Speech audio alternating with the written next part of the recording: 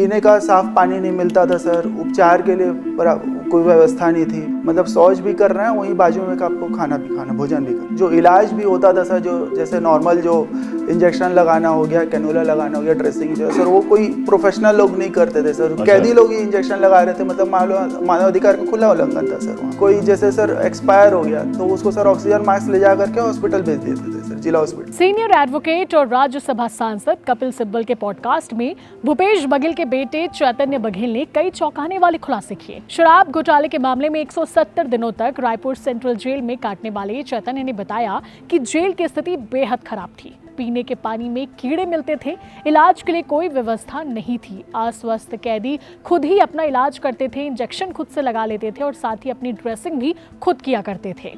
कवासी लकवा के सीने पर दर्द होने पर उन्हें समय रहते इलाज नहीं मिला। जिन कैदियों की मौत हो जाती थी उन्हें मास्क लगाकर हॉस्पिटल भेज दिया जाता था। एक कांग्रेस नेता के साथ भी ऐसा ही हुआ।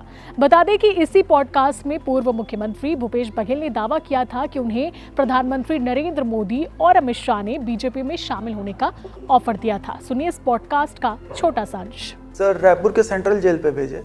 Raipur central jail? जी सर। तो कहाँ रखे आपको? सर उन्होंने सेल पे रखा था।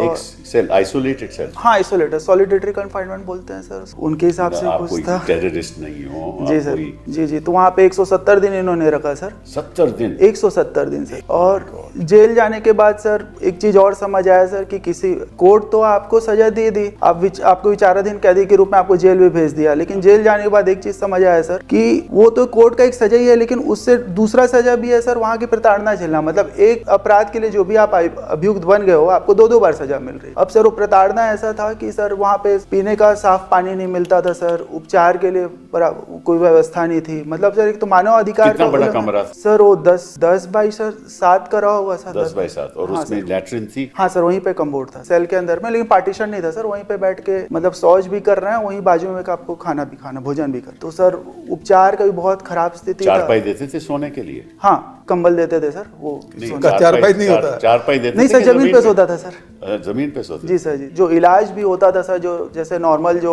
इंजेक्शन लगाना हो गया, कैनुला लगाना हो गया, ड्रेसिंग जो है सर, वो कोई प्रोफेशनल लोग नहीं करते थे सर। कैदी लोग ही इंजेक्शन लगा रहे थे, मतलब मानवाधिकार का खुला उल्लंघन था सर वहाँ पे। और वही लोग ड्रेसिंग कर रहे हैं, कोई हाइजीन मेंटेन नहीं। और ऐसे में मेरा तबीयत भी खराब हुआ। कवासी लखमा जी वो लगातार कंप्लेन करते रहे कि मेरे सीने में दर्द है, सीने में दर्द है।